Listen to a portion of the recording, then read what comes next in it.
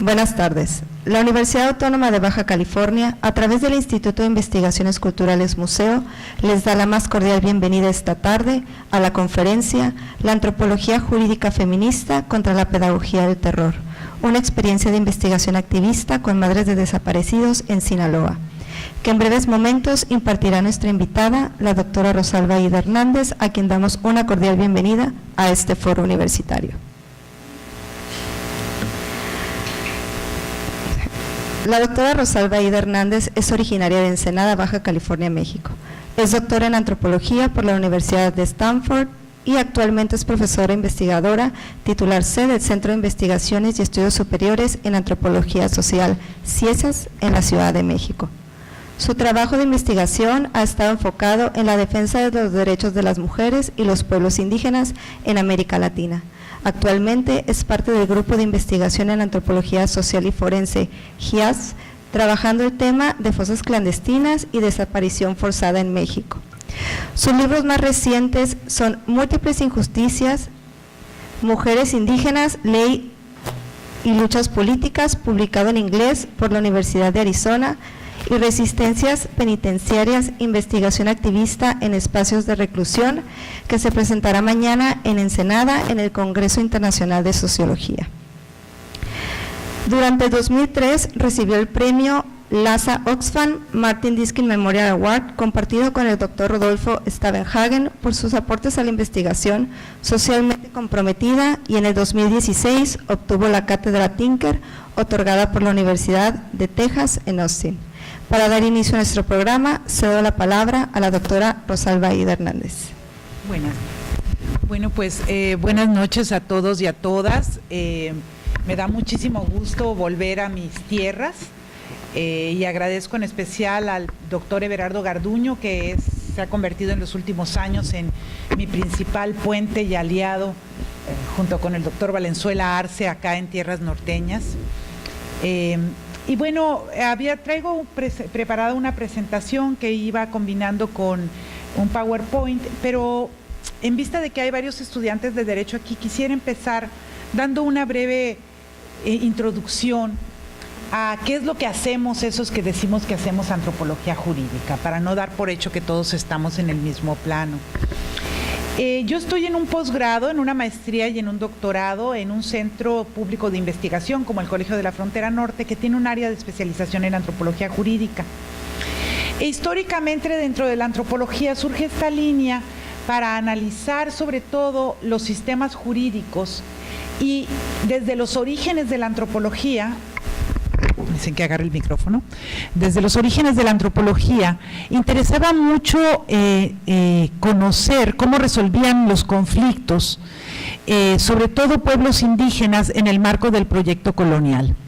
Entonces podríamos decir que la antropología jurídica, como la antropología en general, tiene una historia negra, porque era importante saber cómo resolvían los conflictos, cómo podía este aparato colonial utilizar los sistemas de justicia que ya existían en los pueblos colonizados para una mejor forma de control social. Entonces, durante muchas décadas, el estudio de los sistemas jurídicos y de los sistemas políticos, por el lado de los antropólogos, había como una postura de lavarse las manos y decir: lo que nosotros hacemos es solo describir cómo estos pueblos no occidentales resuelven sus conflictos, cuál es el sistema jurídico que funciona. Y había distintas posturas. Algunos antropólogos pensaban que lo mejor era absorber esos sistemas jurídicos y reconocían la existencia de sistemas jurídicos como tales, y creaban formas de articulación, siempre dentro de la idea de un mejor control social. Y había también otras posturas que lo que decían es que esos pueblos eran tan primitivos que no tenían nada que se pudiera llamar sistema jurídico, y que por lo mismo había que imponer la ley de los colonizadores. Estoy simplificando una historia muy larga porque quiero entrar a lo que es mi trabajo, pero un poco para dar contexto, sobre todo para los estudiantes de Derecho. En México, sobre todo en la década de los 70, surge todo un movimiento que se le llama la antropología crítica mexicana, que un poco trata de cambiar esta correlación. Un maestro mío me decía, durante muchos años los antropólogos tratamos de explicarle al Estado cómo funcionaban los pueblos indígenas para su mejor control, y creo que ya es tiempo de explicarle a los pueblos indígenas cómo funciona el Estado para su mejor resistencia y emancipación. Y yo me siento heredera de esta tradición, y dentro de esta tradición teórica y académica, la reivindicación de una investigación activista, es decir, de una investigación que sirva no solo para documentar procesos, sino para que esta documentación y este análisis puedan aportar de una u otra manera a la justicia social, ha sido fundamental. Y durante muchos años yo me especialicé en el área de la antropología jurídica, tratando de analizar cómo se daba la articulación entre los sistemas jurídicos indígenas y el derecho del Estado en contextos de pluralismo jurídico, que en México son contextos muy amplios, es decir, donde coexisten el derecho del Estado con formas de resolución de conflictos, sistemas jurídicos locales indígenas, que los propios pueblos indígenas y muchos antropólogos reivindicamos como la existencia del derecho indígena. Sin embargo, en los últimos años, el contexto de graves violaciones a los derechos humanos que se están dando en todo el país me hizo acercarme a un área en la que yo no había trabajado antes y en la que varios antropólogos en América Latina y en España han venido colaborando, y es la antropología forense, lo que le llaman el giro forense.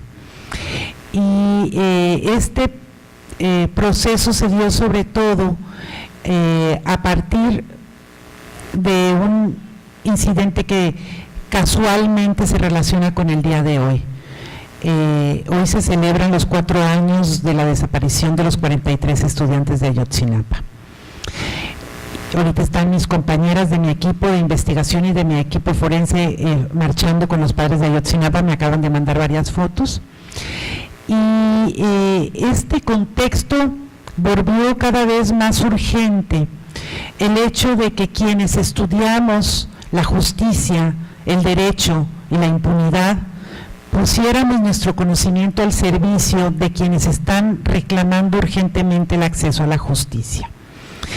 Yo creo que en un país tan desigual como es México, el privilegio del conocimiento universitario debe de ser utilizado al servicio de la justicia social.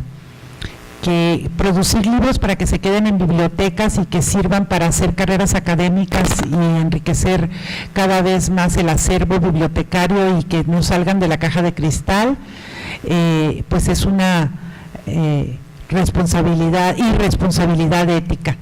Y en estos momentos yo considero, y cuando les haga esta presentación van a entender por qué tal vez mi radicalidad en esta postura, que la indiferencia es parecida a la indiferencia que vivieron muchos durante el Holocausto alemán, judío, en el contexto alemán, en que muchas gentes no se quisieron enterar de lo que estaba pasando. Lo que está pasando en México es algo muy grave. Los 12 camiones con cuerpos que circulan por todo el país actualmente es algo tan grave que la indiferencia es una forma de complicidad. Entonces, la decisión mía de acompañar el proceso de las madres de los desaparecidos y entrar a un campo nuevo tuvo que ver con esta postura más de antropología activista cívica, de descubrir junto con ellas para qué podía servir lo que yo sé hacer para lo que ellas hacen. Y lo que hoy les quiero compartir son parte de estos diálogos y también de estas autocríticas a partir de este caminar. Algo que he aprendido de mis amigas integrantes de pueblos indígenas en las Américas es que siempre que inician algún evento académico o político, agradecen a los ancestros la posibilidad de estar reunidos en sus territorios.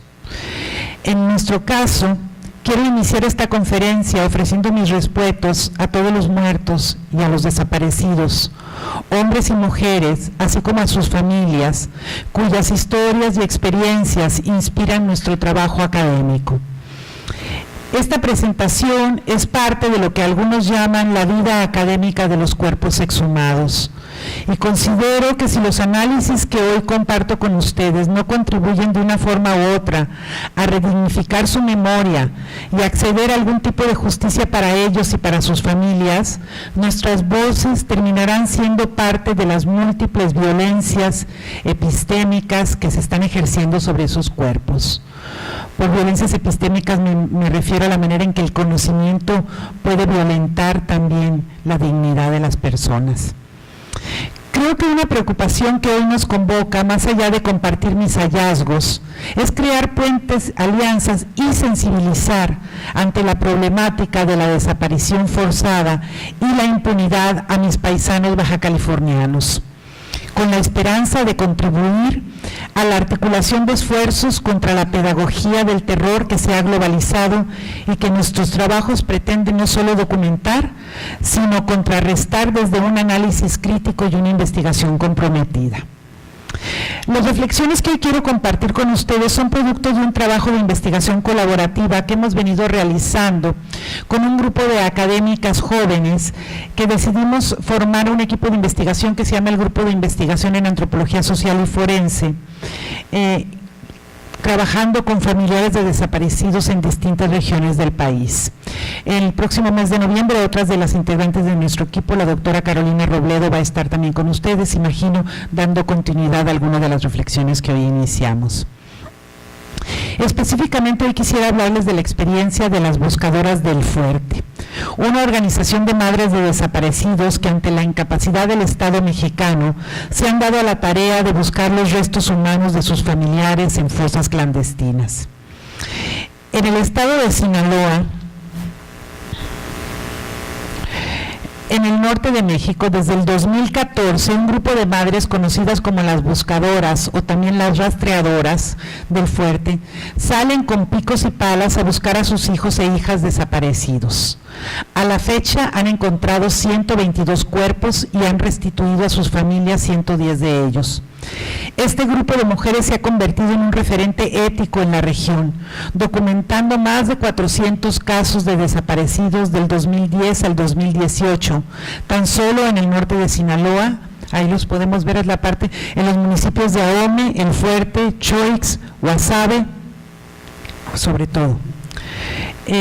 Aunque a veces salen fuera de esa región, pero se concentran en el norte.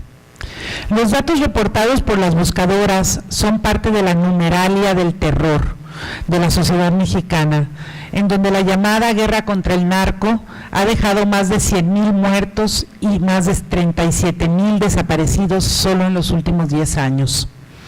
Estamos en un estado de emergencia, dentro de los estados de emergencia que según Walter Benjamin de por sí caracterizan a las sociedades contemporáneas, o de una manifestación extremadamente violenta de los estados de excepción analizados por Giorgio Agamben. A la violencia cotidiana y estructural que caracteriza el capitalismo tardío se ha unado una violencia patriarcal extrema, que usa los cuerpos como mensajes de una pedagogía del terror sistemática e institucionalizada. Por esto, por pedagogía del terror me refiero a que la manera en que los cuerpos están siendo utilizados, y ahorita vamos a hablar un poco de este análisis, tiene un carácter pedagógico, es decir, trata de enseñar miedo. Se está tratando de utilizar esta violencia extrema como una forma pedagógica para desmovilizar y paralizar mediante el miedo. Algunos de los autores que yo menciono plantean que de por sí el momento actual que vivimos es un momento caracterizado por las violencias. Lo que yo argumento es que es cierto, pero que estamos ante un fenómeno de violencias extremas que van más allá de lo que estos autores han venido analizando.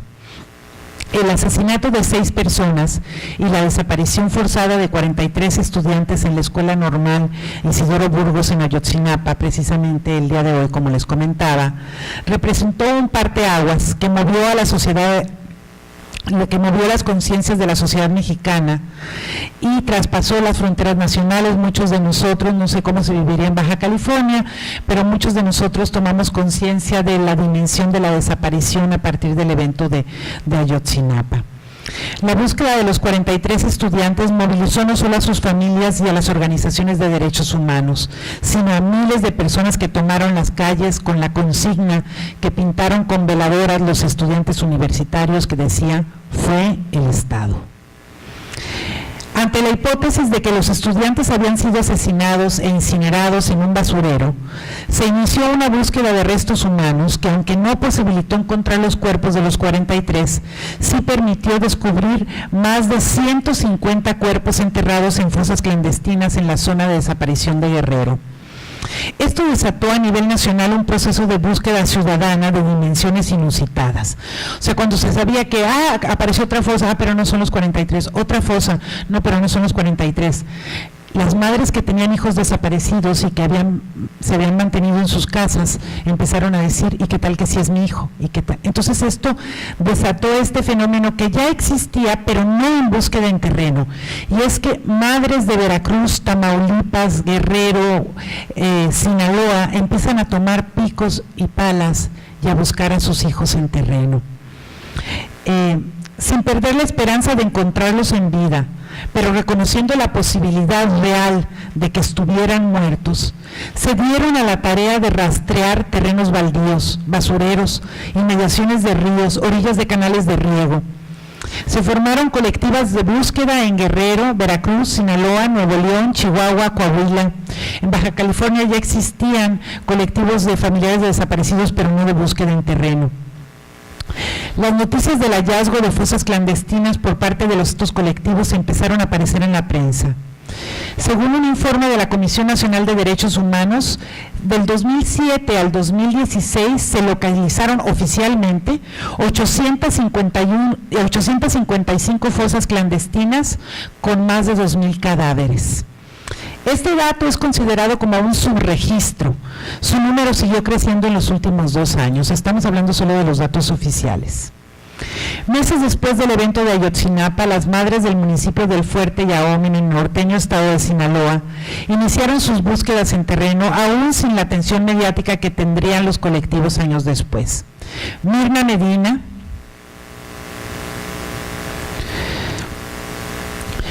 una maestra jubilada y comerciante, cuyo hijo Roberto Corrales Medina fue desaparecido el 14 de julio del 2014, encabezó las primeras manifestaciones en la cabecera municipal de Ahome en noviembre de ese mismo año. A ellas se unieron otras madres de ejidos aledaños, de las colonias residenciales de Los Mochis, de los pueblos tomados por los narcos como San Blas y Batamote, gentes de las comunidades lloremes del municipio de Ahome, los pueblos mayos que antes. Si bien nuestro trabajo de investigación colaborativa como GIAS con las buscadoras podría ubicarse dentro de lo que algunos autores han denominado el giro forense en la antropología, el contexto en el que se vienen realizando estas exhumaciones difiere sustancialmente de lo descrito en la creciente literatura en torno a lo que Francisco Fernández, un antropólogo español, ha denominado etnografías a pie de fosa. Este giro forense lo que ha planteado es que los antropólogos sociales pueden apoyar a los equipos forenses haciendo entrevistas y analizando el contexto en el que se encuentran las fosas, porque esto permite entender el contexto que posibilitó la desaparición, el asesinato, la inhumación. Dentro del lenguaje forense se habla del antemortem y postmortem, es decir, de todos los datos previos a que la persona fuera asesinada y los datos posteriores. Entonces, en este contexto de giro forense, los antropólogos empezaron a participar haciendo análisis de contexto para ubicar dónde estaban las fosas, qué situación había alrededor, quiénes eran los habitantes, qué memoria histórica existía en torno a la violencia. Y Paco Fernández ha escrito mucho sobre las fosas de la República durante la Guerra Civil Española y ha acompañado equipos forenses. El trabajo que estos antropólogos hacen generalmente es un trabajo articulado, institucionalizado, acompañado con equipos que llevan todo un protocolo de exhumación y ellos tienen muy claro el papel institucional que deben de jugar ahí. Estas etnografías a pie de fosa, así las ha denominado Paco Ferrandis, se han realizado, por ejemplo, en Guatemala por Victoria Sanford con la exhumación de fosas durante la Guerra Civil en Guatemala, o Pablo Aranguren en Colombia, Isaías Rojas para el caso peruano.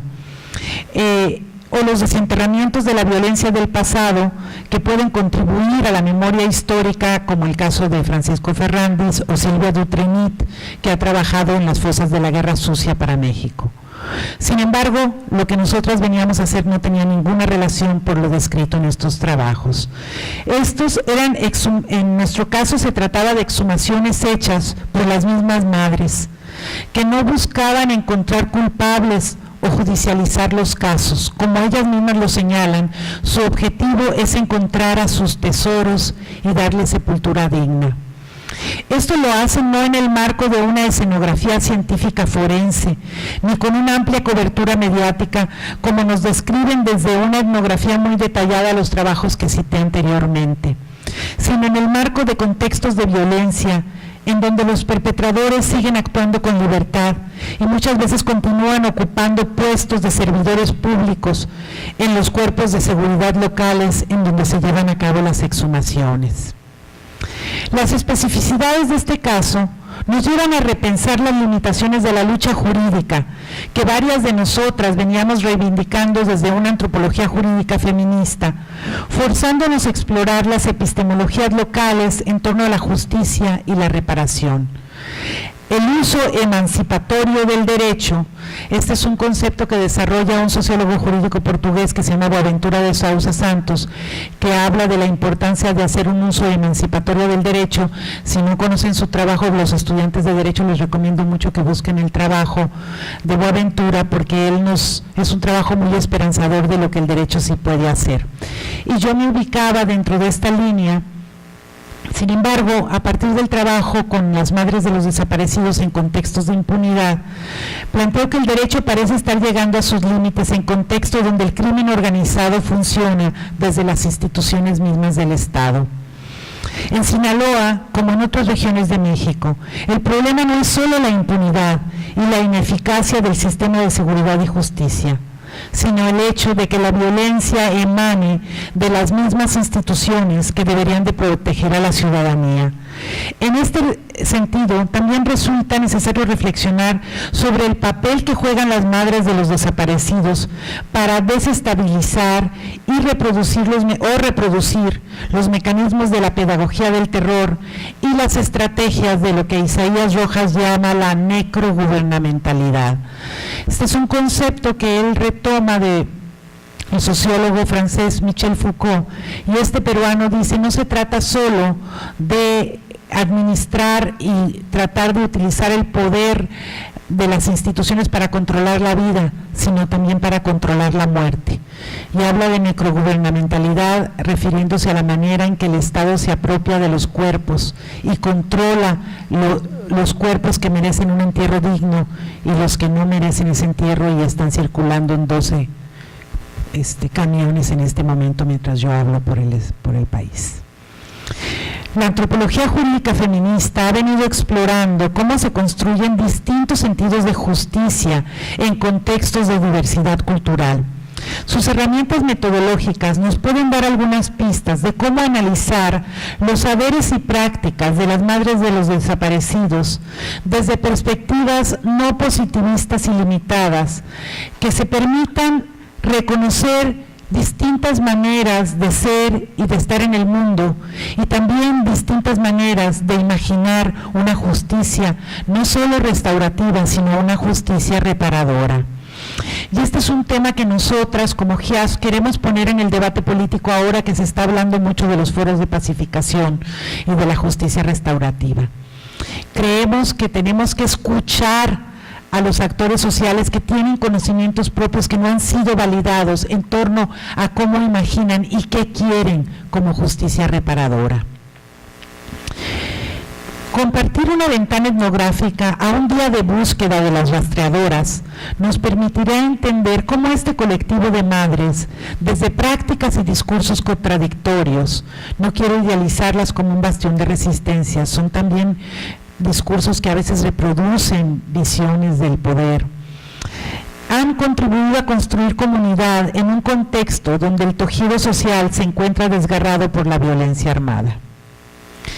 De la etnografía a pie de fosa a la etnografía a salto de mata. Aquí el libro de Paco Fernández, el antropólogo español, se llama Etnografía a pie de fosa. Entonces estoy haciendo una especie de ironía en torno a lo que se hace en México.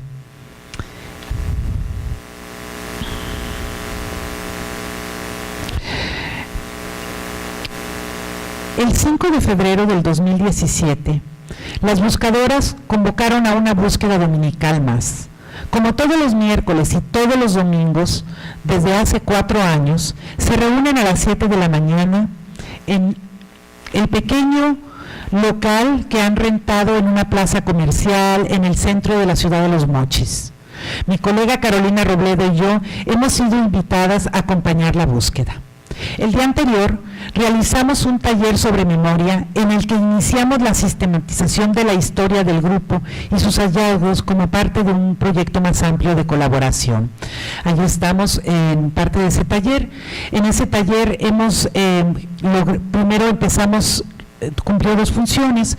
Uno era recuperar la memoria de lo que ellas han logrado y también como una manera de reivindicar sus saberes, pero también ubicar los lugares donde han encontrado fosas. En base a sus descripciones y mapas que ellos hicieron de manera muy rústica, hemos logrado georreferenciar casi 70 de las fosas que ellas encontraron. Y consideramos que en algún momento esta georreferenciación de las fosas puede servir para encontrar patrones en la manera en que se han estado haciendo las fosas clandestinas. Para ellas, el invitarnos a acompañar sus búsquedas es una forma de compartirnos su principal estrategia de trabajo y de cierta manera de hacernos parte de su comunidad. Sabemos que estas búsquedas ciudadanas transgreden legislaciones nacionales e internacionales en torno a las condiciones en que se deben de realizar las exhumaciones, pero las madres han negociado con el gobierno estatal la autorización siempre y cuando reporten los hallazgos a las autoridades correspondientes, que son las responsables de la identificación de los restos humanos.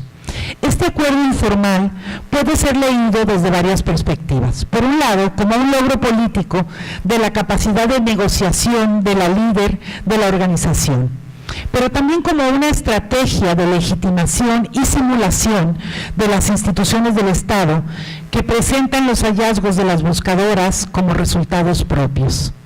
Una funcionaria local de la Comisión Estatal de Derechos Humanos de Sinaloa nos comentaba en una entrevista que le hicimos de una manera crítica que la agencia del Ministerio Público especializada en desaparición forzada de personas, que se creó a partir de la presión de los movimientos cívicos, se dedicaba a archivar expedientes. Y si las buscadoras no reportaban hallazgos, ellos no tenían nada que reportar a sus superiores. Entonces, cada domingo le hablan a las buscadoras para ver qué noticias hay para poder presentar informes de la Fiscalía. Tomando los riesgos que implica movernos en estas zonas grises en las que se mueve la relación de la Organización de Madres con el Estado, aceptamos la invitación.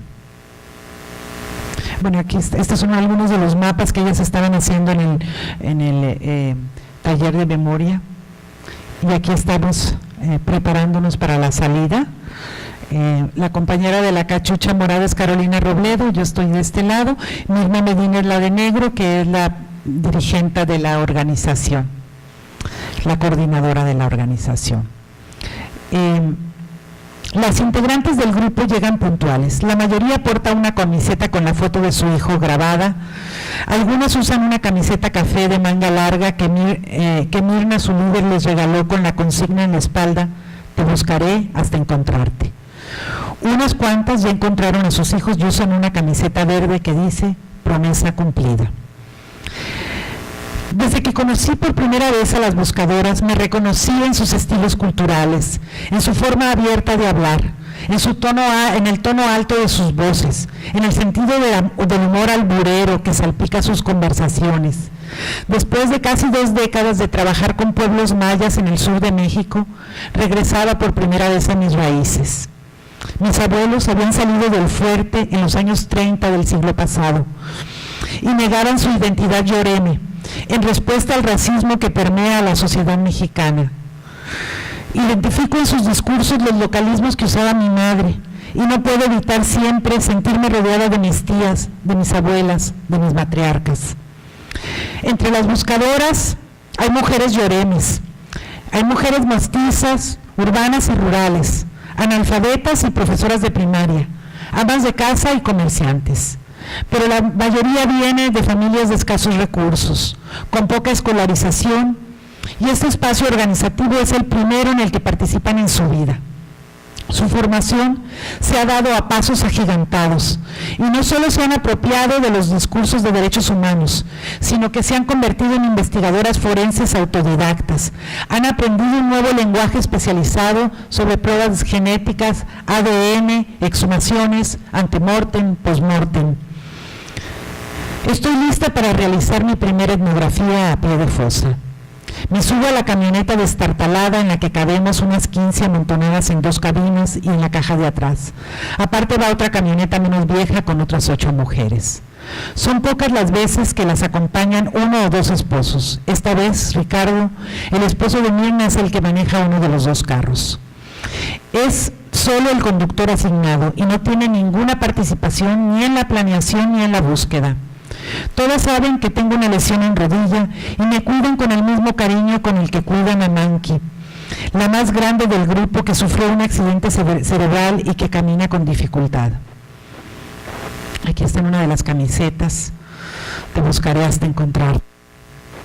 Aquí estoy yo con Manqui, que era mi compañera de búsqueda. Por razones de seguridad, nadie sabe a dónde se hará la búsqueda hasta que estamos ya subidas en el carro.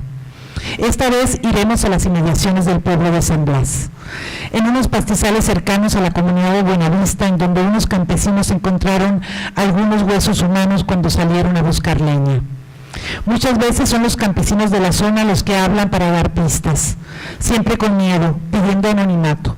Algunas veces las acompañan para mostrar el lugar exacto y otras veces hacen croquis o descripciones detalladas que no siempre llevan al lugar de la búsqueda. Las buscadoras repiten en los medios de comunicación. Ellos ponen un spot en la radio pidiendo que si alguien sabe dónde pudiera haber fosas clandestinas, que por favor se reporten y dan un número en donde se pueden reportar. Y en este spot dicen: la búsqueda de los responsables le corresponde al Estado. Nosotras solo queremos encontrar a nuestros tesoros. No buscaremos hacer justicia. Este mensaje, repetido una y otra vez, es su manera de protegerse, de proteger a sus hijos que aún están con ellas. Demandar el castigo a los culpables en un contexto como el de Sinaloa implicaría arriesgar aún más sus vidas y correr el destino de su compañera Sandra Luz Hernández del grupo de madres de desaparecidos de Culiacán, quien fue asesinada por hombres fuertemente armados en mayo del 2014. Recogemos a los guías en un cementerio en medio del camino, un hombre mayor y su nieto. Se sientan en la cabina. Hay que protegerlos de que no los vean los halcones, que vigilan la zona. Los 2 campesinos tienen miedo y hablan poco. Cuando llegamos al punto indicado, dejamos los 2 carros en los que vamos a la orilla de la carretera. Llevamos palas y picos, varillas, machetes. Mirna los distribuye y da indicaciones para la búsqueda. Hay que hacer grupos de 3 o 4 y nadie debe de separarse del grupo. Yo me voy con Manqui y 2 compañeras más, pensando en que con ella podré moverme de manera más lenta. Nuestros guías desaparecen como por arte de magia después de habernos enseñado el terreno del hallazgo. Se trata de un terreno muy grande, como de unas 10 hectáreas, llenos de arbustos espinosos y árboles pequeños. Las cuadrillas se distribuyen en todo el terreno. La que lleva la varilla la entierra y la saca para oler la punta y ver si tiene olor a muerte que han aprendido a identificar. Es una varilla que clavan en el piso, la sacan y huelen la punta. Con Manqui encontramos un hueso largo, a flor de tierra. Parece un fémur. Cuando vamos a avisar al resto del grupo, escuchamos a Mirna gritando: positivo. Es el término que utilizan cuando hay un hallazgo. Se ha encontrado una fosa. Ella está en el centro, cavando.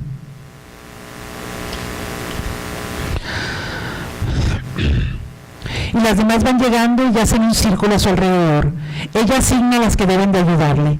Cuando es evidente que hay una osamenta, paran la excavación, se toman de las manos para orar. Sabemos que no todas son católicas. Hay integrantes de varias denominaciones cristianas y algunas que reconocen haber perdido la fe a partir de la desaparición de su hijo. Sin embargo, todas oran, bajan la cabeza y agradecen a Dios que les permita devolver a un hijo más a su familia. Después de la oración, continúan cavando. Saben que tienen que reportar el hallazgo y que cuando lleguen los peritos de la fiscalía las van a sacar de la zona y no podrán saber a quién han encontrado hasta que semanas o meses después lleguen los resultados de los análisis de ADN. Así que el procedimiento siempre es cavar y buscar lo más posible por si alguna prenda de objeto permite identificar a la persona encontrada. Todas llevan en su memoria una parte importante de la base de datos que han ido construyendo en estos 3 años. Recuerdan no solo la descripción y marca de la ropa y zapatos de sus hijos e hijas, sino también la de muchos de los hijos de sus compañeras. Los desaparecidos y desaparecidas son ahora hijos e hijas de todas. Esto es increíble, te saben decir quién llevaba zapatos Nike, quién llevaba una camiseta roja. Cada una de ellas es una base de datos de este momento de ignominia. Siempre pensé que el primer hallazgo me daría miedo o rechazo, pero ellas me transmiten el cariño que sienten. No se trata de un cadáver o de una osamenta. No es un cuerpo como evidencia, sino un cuerpo como persona. En este caso es un hombre, es el hijo de alguien, el esposo de alguien, el padre de alguien.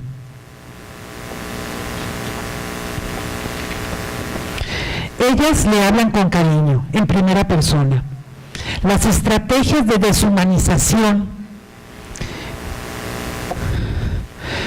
que trataron este cuerpo como desecho y lo tiraron en un terreno baldío son revertidas por sus voces y sus oraciones que lo rehumanizan. El pantalón de mezclilla que vestía está casi intacto, la camisa también. Con cuidado, Mirna busca en los bolsillos y encuentra una cartera. Adentro hay una estampa de San Judas Tadeo y una credencial de lector. Lee y grita su nombre. Es Guillermo Pacheco. Se trata del esposo de Zoraima, una de las buscadoras, que el día anterior nos acompañó en el taller y que esta vez no pudo asistir a la búsqueda por su avanzado embarazo. Una de sus primas está en el grupo y le habla con cariño. Guillermito, te encontramos. La Zora no pudo venir, pero ahora mismo le avisamos. Todas están sorprendidas de que Guillermo aparezca con su credencial. Salió gritando su nombre, dice una de ellas. No puedo dejar de pensar en lo que Isaías Pérez llama la agencia de los cadáveres, que se manifiesta proporcionando la información que poseen. Del ambiente ritual de la oración se pasa a una euforia en la que todas hablan al mismo tiempo. Las que lo conocieron comparten sus memorias, otras hablan sobre Zoraima. En medio de esta algarabía llega Ricardo a callarlas. Cállense, escuché balazos, nos dice. Silencio.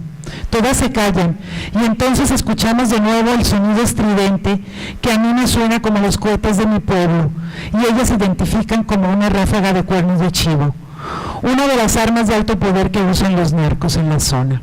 Rápidamente, las que estaban cavando la fosa y Mirna en voz baja organiza la retirada. Nos dicen que caminemos rápidamente hacia arriba de la loma, en sentido contrario de donde se escuchan los balazos. Vamos en filas, silenciosas. Manky, mi compañera de búsqueda, resultó ser mucho más rápida que yo y me cuesta seguir su ritmo. Si alguna se atrasa, las demás esperan y la animan a salir del paso. Manky sugiere que Ricardo vaya adelante. Hay que protegerlo, nos dice. Es el único hombre. Si nos agarran, es el primero al que van a matar. Mi corazón late rápidamente, pero de alguna manera rara me siento protegida por su sororidad. Carolina y yo nos cuidamos mutuamente en silencio. Mirna hace la llamada que tendría que haber hecho al encontrar la fosa y explica que hay hombres armados. Da la descripción de nuestra localización. Caminamos por la montaña por más de 1 hora hasta que llegamos a un sendero. A pocos minutos llegan 2 camionetas de la fiscalía. Al parecer, estamos a salvo. Es solo entonces que algunas de ellas empiezan a llorar, se abrazan, otras ríen con una risa nerviosa que oculta el miedo. Después de que los policías ministeriales recorren la zona verificando que no hay peligro, nos informan que encontraron casquillos, de al parecer fue una K-47. Se acordona la zona y llega el equipo forense, integrado por una dentista y sus asistentes. Todo el equipo forense de la zona es una dentista que no tiene ninguna formación forense. Es la única persona que tiene la fiscalía. Ya nadie puede regresar a la fosa. Y una vez pasado el susto, la prima de Zoraima se comunica con ella para avisarle que encontramos a Guillermo. Aquí empezará todo un viacrucis burocrático para recuperar sus restos. Zoraima se enfrentará a la banalidad del mal de los burócratas, pero de eso daremos cuenta en otro escrito. Nosotras regresamos a la oficina. Las bromas ocultan el neurotismo. ¿Qué tal el estreno que le dimos a Ida? ¿Qué creías, que la manqui te iba a hacer el paro? Y nada, que tuviste que corretearla. En la oficina nos están esperando la comida que llevaron algunas compañeras que no fueron a la búsqueda. Ya se corrió la voz que fue positiva y todos hablan del regreso de Guillermo. La noticia empezó a circular en las redes sociales y Dulcina Parra, una periodista solidaria que se ha convertido en una buscadora más, dio la noticia en su programa radiofónico. Al día siguiente, los titulares del periódico anunciaban: entregan restos de vecino de San Blas desaparecido, un hallazgo más de las rastreadoras, localizan osamente en Buenavista. Después nos enteramos de que junto con Guillermo Pacheco encontraron a otro desaparecido de San Blas, de una familia que no participaba en el grupo. Pero de momento la noticia se centra en Zoraima, que podrá darle una santa sepultura a su marido y a sus dos hijos, Angelita y Guillermo, que tendrán una tumba para llorar a su padre. Perspectivas feministas ante la pedagogía del terror.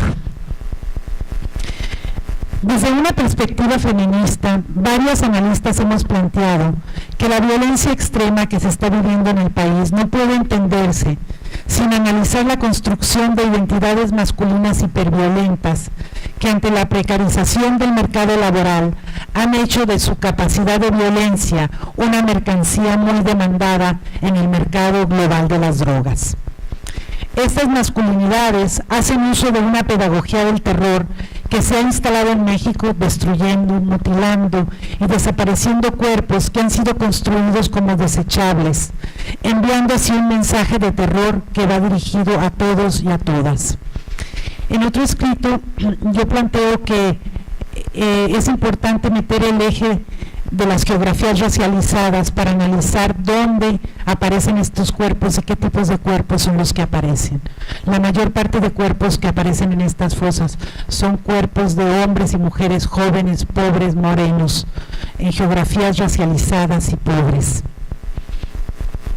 En el contexto de impunidad que se vive en el país, desaparecer los cuerpos no tiene una función de borrar pruebas o de dificultar la investigación, pues se sabe que en México los índices de impunidad alcanzan niveles superiores al 98% y que solo 1.5% de las denuncias presentadas llegan a un juez.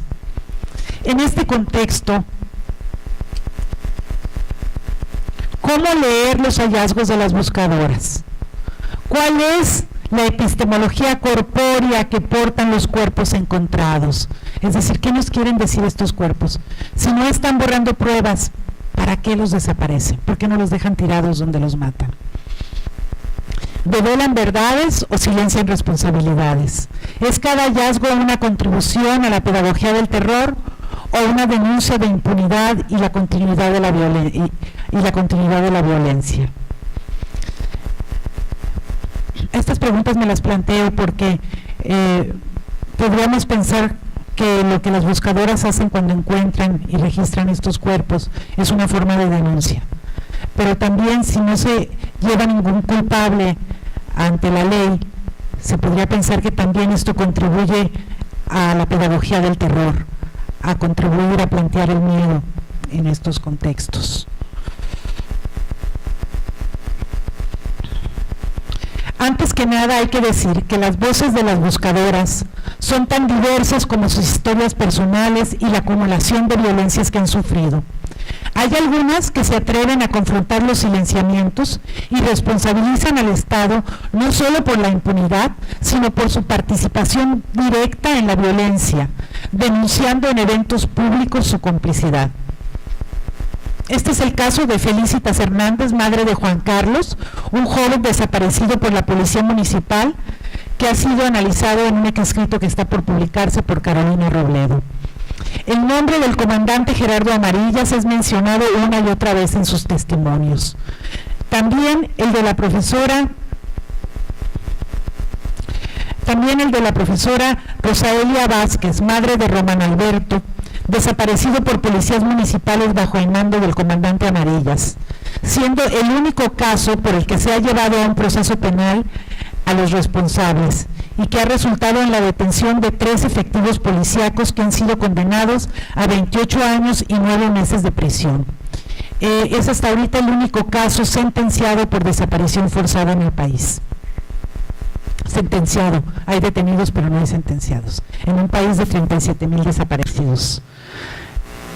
Esta mujer es la responsable de que se haya llevado al primer desaparecido ante la justicia. ¿Se cortó el sonido o no?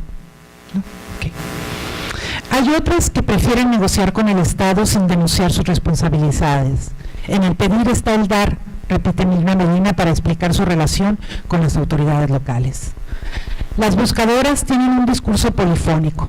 Se trata del claroscuro de la hegemonía del Estado, que resulta efectiva cuando se le reconoce como benefactor que las apoya en sus búsquedas. Y en otras tiene fisuras, cuando es denunciado como fraude, al no cumplir con las promesas de justicia y ciudadanía que ofrece el discurso liberal de derechos. Apropiándose de los conocimientos forenses obtenidos en múltiples espacios de confluencia con activistas de derechos humanos, con otros grupos de madres y de familiares de desaparecidos, y utilizando sus saberes locales en torno a la geografía de la violencia, las buscadoras han desestabilizado las jerarquías epistémicas de las ciencias forenses, legitimando sus propios saberes. Me refiero a que está muy establecida una jerarquía en el que los equipos forenses, sobre todo los antropólogos físicos y arqueólogos, son como los que tienen la hegemonía de la verdad científica. Y ellas, al conocer las zonas, la geografía, mucho mejor que cualquier equipo forense, y algo muy duro, pero al conocer la fisonomía de sus hijos mejor que cualquier antropólogo físico, tienen conocimientos locales que muchas veces no se reconocen. Una de ellas me decía: cuando toqué el cráneo, supe de inmediato que era mi hijo. Yo había tocado ese cráneo durante 18 años y lo puedo reconocer antes de cualquier prueba de ADN. Y este tipo de conocimientos son muchas veces subestimados por los equipos forenses. También, a través de sus prácticas de búsqueda ciudadanas, han confrontado lo que Isaías Pérez llama la necrogubernamentalidad del Estado, que mediante la localización, examinación, individualización y eventual retorno de los cuerpos a sus familias para que sean enterradas propiamente, establece una distinción entre la familia y la comunidad. Esta distinción es crucial en la política moderna del Estado, pues ellas desestabilizan esta manera de... La necropolítica es la manera en que el Estado quiere tener el único control sobre el manejo de los cuerpos. Como hemos señalado, las buscadoras no solo buscan a sus hijos, sino a todos y a todas, a todas y a todos los desaparecidos. Incluso muchas madres que ya han encontrado, entre ellas Mirna Medina misma, continúan participando en las búsquedas.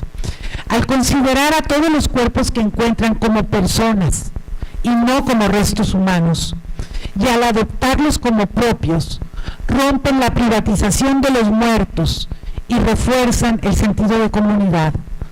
Esta política del cuidado sobre los cuerpos de los desaparecidos las ha llevado a desarrollar el proyecto del pueblito, que se ha propuesto la Municipalidad de Los Mochis y en el que el GIAS va a participar, para el cual han comprado un terreno en el cementerio municipal con el fin de exhumar los cuerpos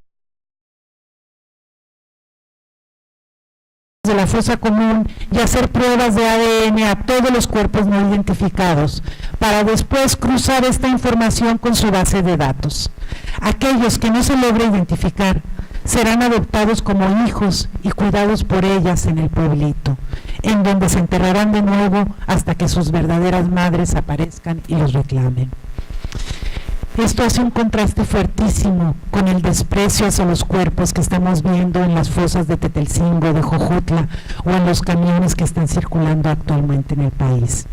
Cuando ellos supieron que los muertos de Tetelcingo, no sé si ustedes saben este caso, pero en Tetelcingo, Morelos, se encontró una fosa común del Estado que estaba siendo utilizada por el crimen organizado.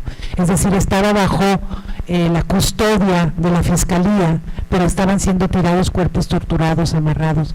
Esto se denunció. En cualquier país verdaderamente democrático hubiera implicado la caída del gobernador. No pasó nada. Pero después de que se identificaron varios de estos cuerpos, algunos fueron reclamados por sus madres, los que no se identificaron se regresaron a la fosa común. Y yo, como antropóloga, pues era lo que se tenía que hacer, pero ahora sí con una necropsia, en una bolsa, con un expediente. Los que se reclamaron se entregaron, los que no, ahora sí, siguiendo el protocolo que se debe de seguir en los ceferesos, se preparó los cuerpos, se les hizo un expediente y se enterraron. Cuando las madres de Sinaloa se enteraron de eso, dijeron, pero ¿cómo? ¿Los volvieron a tirar en una fosa común?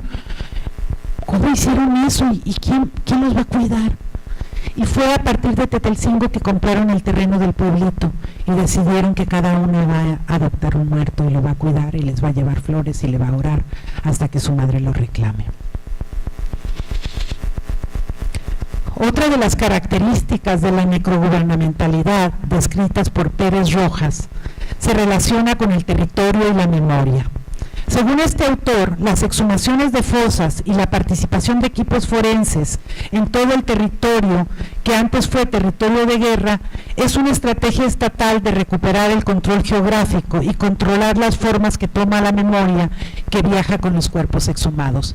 Él hace un trabajo excelente, que para mí es un trabajo como antropólogo de etnografía pedefosa, sobre las exhumaciones en Perú en la zona andina. Y él plantea que cuando llegan los grupos forenses y se establecen estos cordones, se sacan los familiares, y es una manera de establecer control sobre el territorio, pero también control sobre la memoria. En el contexto del norte de Sinaloa, las instituciones del Estado no han podido establecer ningún control territorial, y la memoria que viaja con los cuerpos se encuentra aún en disputa. El proyecto de un libro de historias de vida de las buscadoras y sus hijos, que está ya en marcha y que tendrá como propósito no solo confrontar la estigmatización que han sufrido los desaparecidos como delincuentes o jóvenes descarriados que se buscaron su propia desgracia, sino también develar las redes de complicidad e impunidad que posibilitaron la desaparición. El incluir estas historias de la genealogía de violencias y exclusiones que han marcado la vida de los y las jóvenes desaparecidos y de sus familias va a ser también una manera de contextualizar las desapariciones en el marco de las violencias estructurales e institucionales que las hicieron posibles, y también una forma de reclamar el derecho a la memoria desde sus propios saberes, desde sus propias voces y no a partir de la historia oficial. Finalmente, el tercer mecanismo de necrogubernamentalidad que nos describe Pérez Rojas se da a nivel del lenguaje. Al respecto nos dice que los proyectos de exhumaciones de Estado están articulados en el marco de las legislaciones de derechos humanos y el humanitarismo global, por lo que vienen con una gramática y vocabularios específicos, en las que se establece el lenguaje forense y se esqueletoniza la realidad de la violencia y el sufrimiento. Se empieza a hablar siempre a nivel de restos humanos, de huesos, de antemortem, de postmortem, y de esta manera se controla también el pasado. Ante esto yo argumento que las buscadoras han vernaculizado parte del discurso de derechos humanos, usándolo muchas veces para confrontar al Estado, y a la vez han mantenido un lenguaje local que humaniza a los cadáveres, convirtiéndolos en hijos, y combina las técnicas forenses de exhumación aprendidas en estos circuitos nacionales y transnacionales, con sus rituales religiosos dentro de su religiosidad popular, que hacen de los hallazgos un rito de reafirmación comunitaria. Paralelamente, su rechazo casi generalizado a judicializar los casos es una forma de confrontar un concepto de justicia penal en el que no creen y negarse a reconocer las instituciones del Estado como las únicas depositarias de la justicia, que hasta ahora nunca han conocido. En las 25 entrevistas a profundidad que hemos realizado, ya voy a terminar, con las buscadoras, la mayoría habla de la justicia divina como la única justicia a la que se puede aspirar y también de la necesidad de que la violencia pare. Bertí, la madre de Alejandra, una joven desaparecida por un militar, cuyos restos fueron encontrados por las buscadoras en el 2017, me decía: no pido justicia, porque aquí el gobierno nunca nos dará justicia. Digo que justicia solo la da el de arriba.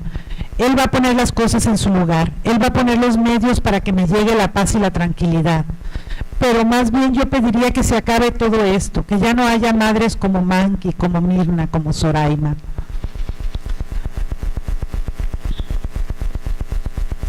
En este contexto, mis experiencias previas con un activismo legal feminista han resultado poco útiles.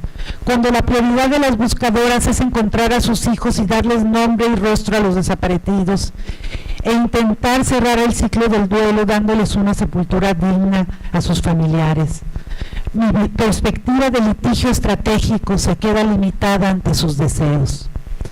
Para comprender estos procesos ha sido necesario reconocer los sentidos que subyacen la acción de buscar justicia desde abajo, dando prioridad a los discursos y a las prácticas de las madres de los desaparecidos, sin imponer nuestras categorías preestablecidas de justicia y reparación. Esto ha implicado hacer a un lado nuestra arrogancia epistemológica para abrirnos a otras concepciones de justicia reparadora y poner nuestros conocimientos y habilidades a su servicio. Este es el camino en el que aún nos encontramos, y esta conferencia es un primer esfuerzo por compartir con ustedes nuestra experiencia y por construir puentes y alianzas que nos permitan seguir abonando a desarticular la pedagogía del terror que se ha impuesto en tierras mexicanas. Muchas gracias.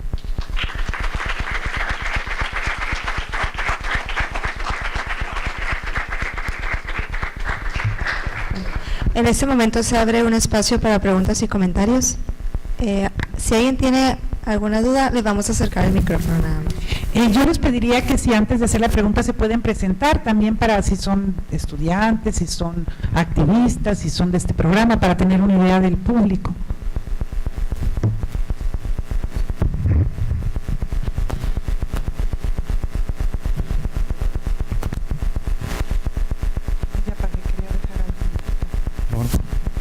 Bueno, doctora, buenas noches.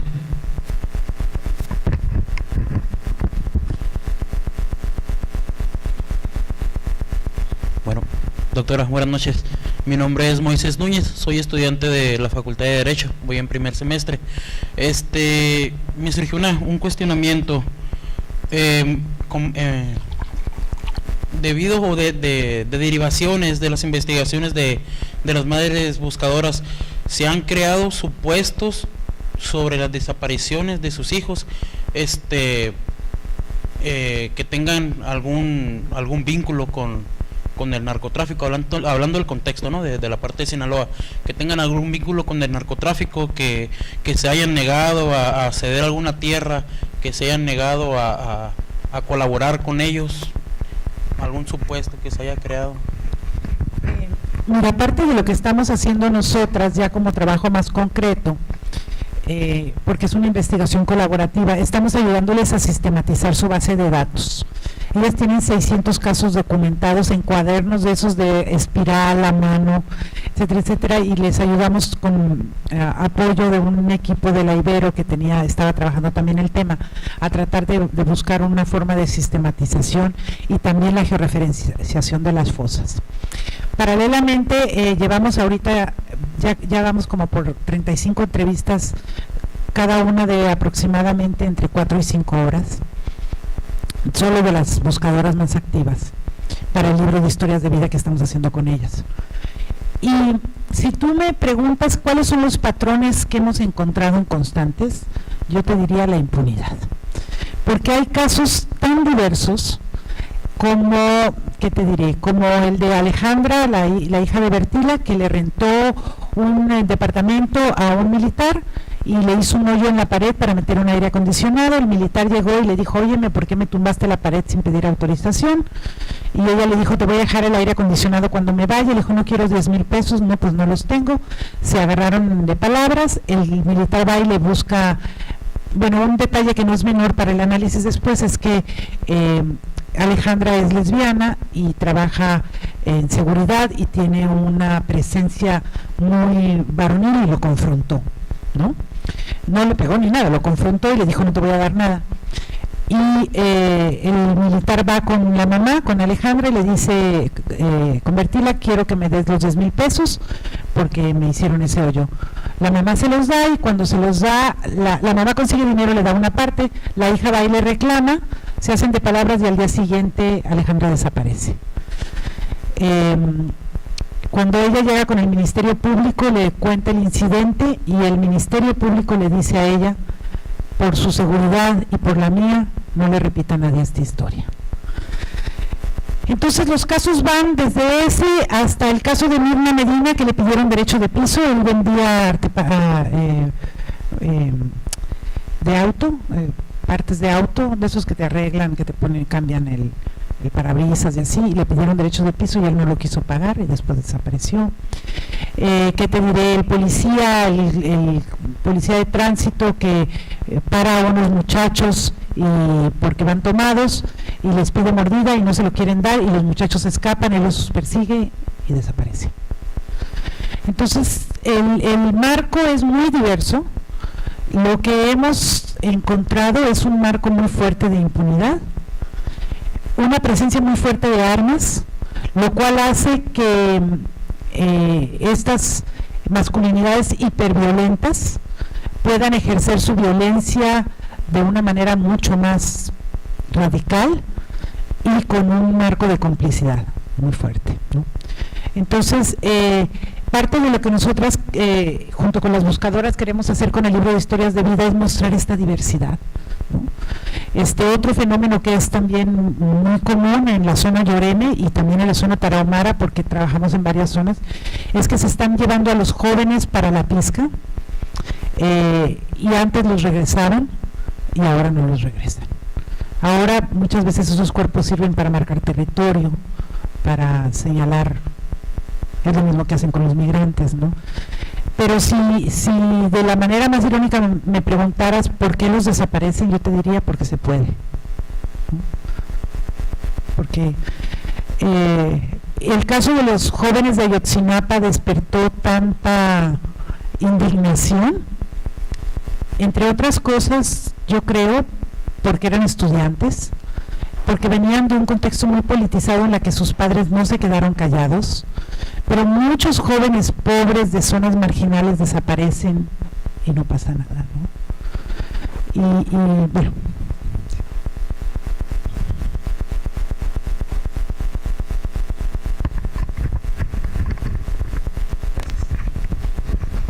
Buenas noches, soy Leonardo Núñez, estudiante de Derecho de la Facultad de Derecho de la UABC, y mi duda es, ¿por qué considera que el Estado es tan ineficaz, como ya lo mencionó, que el 98% de los casos quedan impunes?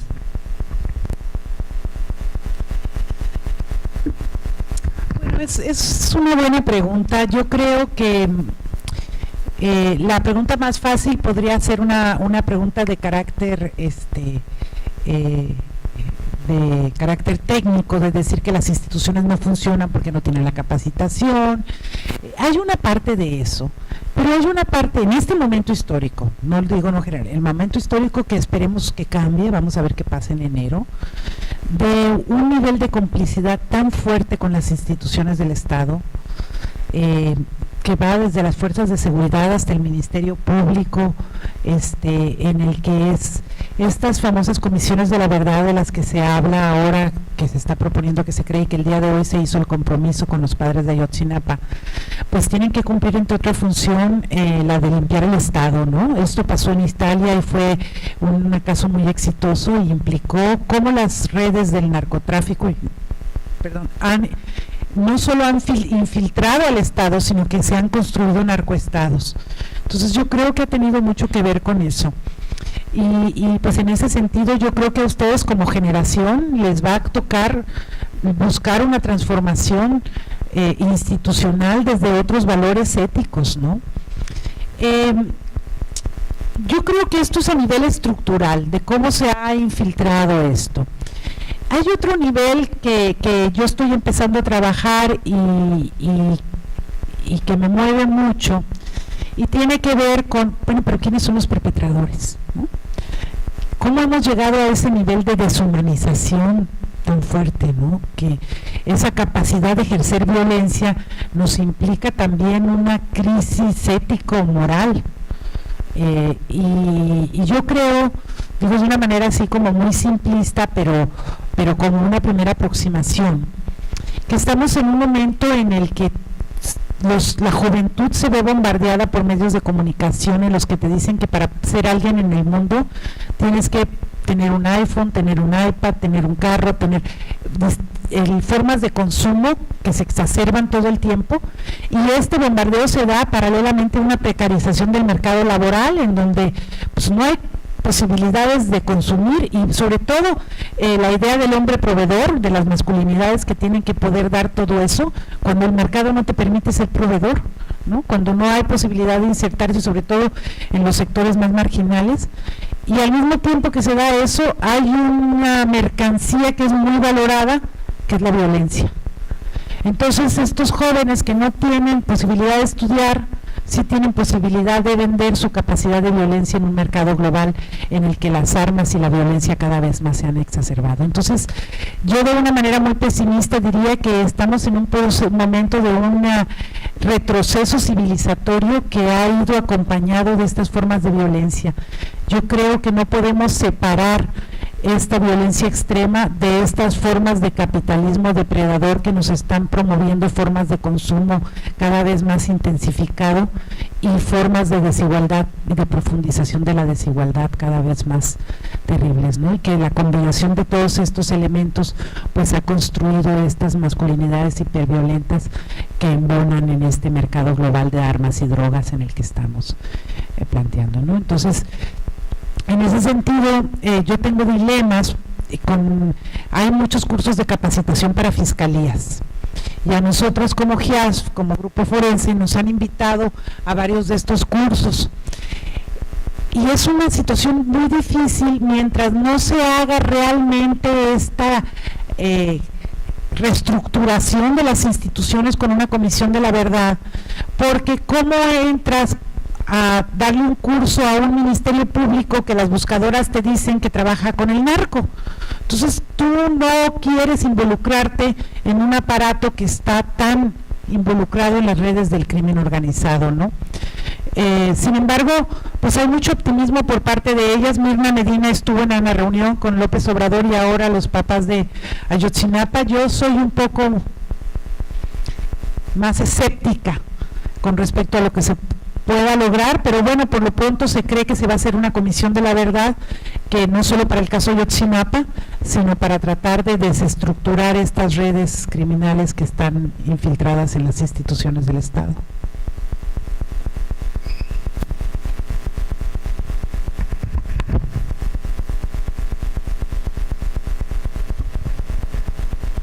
Quisiera preguntar si con el sistema nuevo de juicio han visto cambios, o si este fenómeno funciona tan fuera del sistema que el cambio legal ni va a tocar el problema.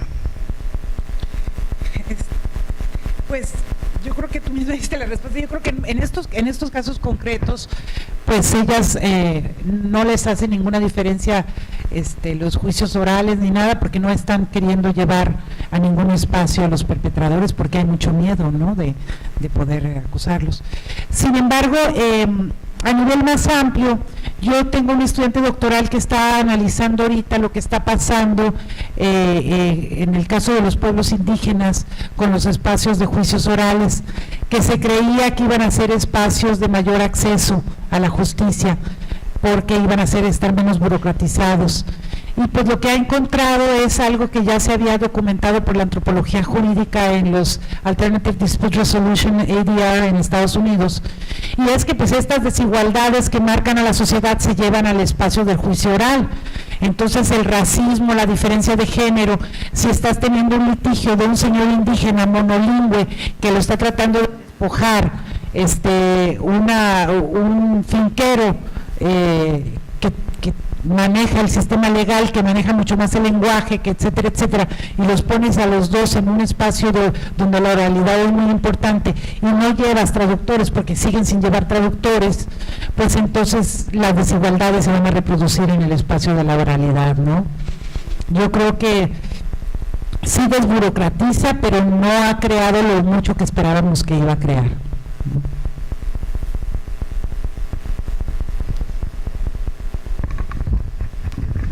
Hola, buenas noches. Mi nombre es Adriana Jaén, soy estudiante de la maestría aquí en el instituto, soy activista y en el último año he acompañado a un colectivo de reciente creación aquí en Baja California, particularmente en Ensenada, de familiares de desaparecidos. Fue un colectivo que inicié a acompañar a partir de un pequeño trabajo que hago en la licenciatura sobre el tema de desaparición forzada. Un periodista me hace una entrevista, se publica en las redes sociales y a partir de allí muchas familias empiezan a contactarme para preguntar qué hacer en sus casos de desapariciones.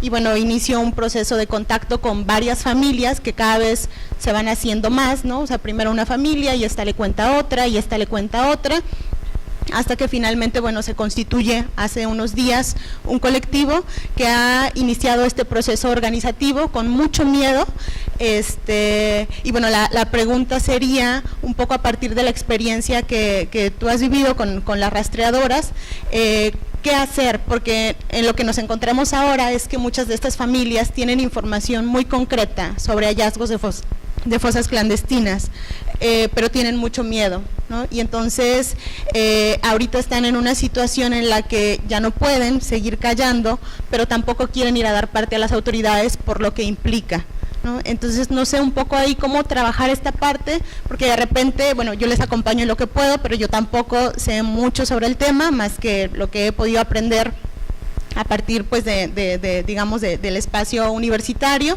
pero sí están viviendo en este preciso momento una situación de mucha frustración, de mucha desesperación, porque tienen muchos puntos, ¿no? Muchos puntos ubicados y bueno, están amenazados algunos de ellos y no saben, ¿no?, qué hacer. Mira, yo creo que una cosa importante es articularlos con el Movimiento Nacional por Nuestros Desaparecidos. Mientras ellos tengan más redes, están mucho más protegidos. Y el movimiento ha estado promoviendo las Brigadas Nacionales de Búsqueda. Yo creo que esa es una buena manera, porque esos ya no están solos, sino que vienen con equipos. A lo mejor la posibilidad sería, si quieres después al terminar podemos intercambiar, sería contactarlos con algunos de los compañeros de la Brigada Nacional de Búsqueda y platicar con ellos la posibilidad de hacer una búsqueda acá, ¿no? Dependiendo como ellos consideren que está las condiciones, ¿no? En cada estado es muy diferente, hay lugares donde sí se puede hacer búsqueda, hay otros estados donde no, depende mucho del contexto en el que se esté dando eso, ¿no? Pero sí ha pasado en varios lados que los familiares no se animaban a ir solos y que sí hicieron la búsqueda ya con la brigada. Y generalmente con la brigada pues venimos algunas de las gentes de equipos forenses, vienen organismos de derechos humanos, es algo que se hace ya más planeado. Entonces, bueno, yo creo que esa sería una posibilidad, que ellos aprendan de la experiencia de otros familiares que ya han caminado y que se sientan menos solos en ese sentido por lo que han logrado otros, ¿no? Nosotros estamos ahorita, yo creo que el mes que entra vamos a sacar un manual para familiares de desaparecidos. Y es un pequeño manualito que implica desde la ley de desaparición forzada, a qué tienen derecho, cómo pueden reclamar, hasta cuestiones muy concretas sobre el manejo de los cuerpos para restituciones. Y es un manual que hicimos como GIASF, y conseguimos apoyo de un dibujante que hace novela gráfica para tener, pero con dibujos muy técnicos, no es una cosa así, entonces también podemos hacerte llegar algunos. La idea es que este primer tiraje va a ser solo para colectivos a nivel nacional, y entonces podemos después hacerte llegar esto. Quiero aclarar también ahorita, por la etnografía que hago de la búsqueda, que tú que eres estudiante, que la lección después de esta búsqueda es que no tenemos nada que estar haciendo en esas búsquedas, en concreto en campo, que podemos aportar más en otros espacios. Fue realmente, nosotras también como investigadoras vamos aprendiendo en la práctica. El nivel de riesgo que estábamos corriendo en ese momento no lo teníamos tan claro, y a partir de eso nosotros promovimos en CIESAS un protocolo de seguridad para trabajo de campo, y yo creo que hay que tener mucha intuición en qué espacios nos podemos meter y en cuáles no. Entonces yo creo que en lugares donde hay mucho riesgo, lo mejor es que podemos apoyar más, ayudando a sistematizar información, y pues sí llegar cuando ya llegó la fiscalía. En esos casos podemos acompañar el proceso cuando ya esté la fiscalía presente, ¿no?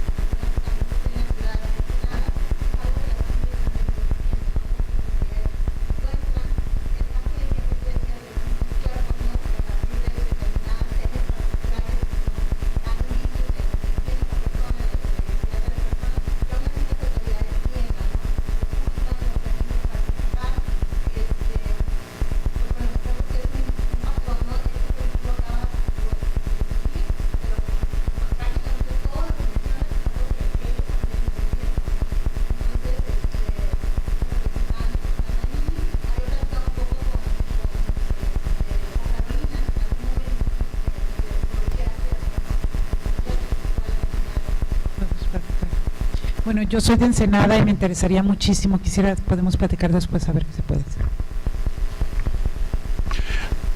Yo quisiera preguntarte sobre el componente de género en estos grupos de rastreadoras, que bueno, pues evidentemente se trata principalmente de mujeres. ¿Cómo explicas eso? Es decir, que estos grupos estén compuestos principalmente por las madres, las hermanas, las esposas de los desaparecidos, y no haya presencia masculina en ellos. Mira, parte del trabajo que yo estoy haciendo tiene que ver con eso, a nivel más académico. Pues mi argumento, pero se ha escrito mucho sobre eso porque no es el único caso. Las madres de la Plaza de Mayo en Argentina eran mujeres, el grupo de apoyo mutuo en Guatemala eran mujeres, las comadres en El Salvador eran mujeres, y hay distintas posturas dentro del análisis feminista sobre esto. Te voy a decir la mía y un poco por dónde se ha discutido. Yo creo que tiene mucho que ver con esta construcción cultural del cuidado de las madres, en las que ellas cuidan el nacimiento, cuidan la muerte, ¿no? y con la construcción de las masculinidades de proveedores en las que los hombres no pueden dejar el espacio de ser proveedores e interrumpir el trabajo, aunque todas ellas trabajan.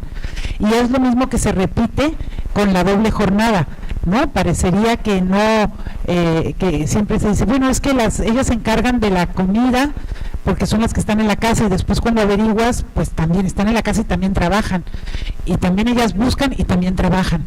Pero es mucho el imaginario social de que como a los hombres son los que tienen los trabajos, que tienen mayor responsabilidad de proveedores, la mayoría de ellas sí tienen esposos, no es que no sean viudas ni madres solteras. Entonces yo creo que esta visión de que la formación de las madres como cuidadoras les corresponde a ellas encontrarlos también. Por esta misma perspectiva, muchas antropólogas feministas como Elizabeth Jelling han planteado que estos grupos de madres tienden a reproducir visiones muy tradicionales de la familia, inclusive se habla del familismo como una forma descalificadora que se reproduce en los movimientos de desaparecidos, que crea como distintos tipos de víctimas, de familiares, víctimas secundarias, y que las madres son siempre vistas como las principales víctimas, y que esto reproduce la idea de la familia tradicional. Esa es la crítica que se hace, y que entonces no se ve otras formas de ciudadanía que se articulan por enfatizar siempre la maternidad. Esta es la visión crítica. Yo lo que creo es que al contrario, que estas mujeres desestabilizan la visión tradicional de la madre, porque no están buscando solo a sus hijos, los buscan a todos. Entonces, si bien sí reproducen esta idea de que nos toca cuidarlos, pero nos toca cuidarlos a todos, ¿no? Y también los roles de género, porque muchas de ellas pues han salido del espacio familiar privado al espacio público y se han apropiado los discursos de derechos de una manera muy fuerte que les ha permitido confrontar al Estado, y esto ha implicado negociaciones familiares en el espacio doméstico muy fuertes, ¿no? Hay unas visiones dentro del feminismo que plantean que no son lo mismo mujeres en movimiento que movimientos de mujeres. Maximo Linó es algunas de las autoras que han hablado de este tipo de tipificaciones, diciendo que cuando las mujeres se movilizan por agua, por recursos, muchas veces reproducen esquemas tradicionales, y que para que realmente estos movimientos sean movimientos emancipatorios de género, tiene que haber una conciencia feminista, y que si no vas a terminar reproduciendo. Y yo he sido muy crítica desde antes de que entrara estos temas a estas visiones, porque nuevamente descalifican otras formas de ser mujer, otras formas de imaginar la emancipación y la lucha política, e imponen la visión liberal de derechos y nuestras visiones feministas urbanas como el único camino a la emancipación. Y yo creo que muchas de estas mujeres, dentro de sus propios contextos, han negociado un montón de cosas de roles de género en la familia, el cuidado de los hijos que se quedan en casa. Mirna Medina estuvo con AMLO hace 2 días y Ricardo se ha estado quedando con sus hijos, y ellos también han tenido que cambiar a marchas forzadas, los hombres siendo reeducados por estos nuevos liderazgos femeninos. Entonces, cuando ellos salen a buscar a sus hijos, pasan muchas otras cosas que solo buscar a sus hijos. Y en ese sentido yo creo que también, si bien no son movimientos que buscan reestructuración de las relaciones de género, sí implican muchas reestructuraciones y reconstitución de las identidades femeninas en el marco de estos procesos, ¿no? La apropiación de los discursos de derechos, ¿no? De solo acercarse a todo este marco de derechos implica también saber que como no hay derecho de que el Estado ejerza violencia sobre sus hijos, tampoco hay derecho de que el marido les pegue porque se fueron a una reunión a México, ¿no? Entonces sí no quiero decir que todas ellas se han convertido en mujeres emancipadas, ni mucho menos, pero lo que digo es que es mucho más complejo, que no tiene que haber una agenda feminista como la imaginamos para que estos procesos de transformación se estén dando, ¿no? Bueno, se nos ha acabado el tiempo. Agradecemos a nuestra invitada y a todos ustedes su apoyo y participación. Con esto damos por concluida la sesión de hoy y los invitamos el próximo 11 de octubre a la presentación del libro Trabajo, Género y Migración, una mirada interseccional desde las fronteras geopolíticas e identitarias, del doctor Ernesto Hernández y la doctora Arely Veloz, y va a ser presentado por la doctora Laura Velasco a las 6 de la tarde en este mismo foro. Y también los invitamos el próximo 5 de octubre a la actividad de clausura de la exposición Los Archivos del 68. A las 4 de la tarde tendremos una bordada colectiva, la participación de las mujeres en el movimiento estudiantil de 1968, y a las 5 de la tarde presentaremos el documental Ganar la Calle y tendremos una mesa de análisis, Los Archivos del 68, Memoria y Legado. Muchas gracias y buenas noches.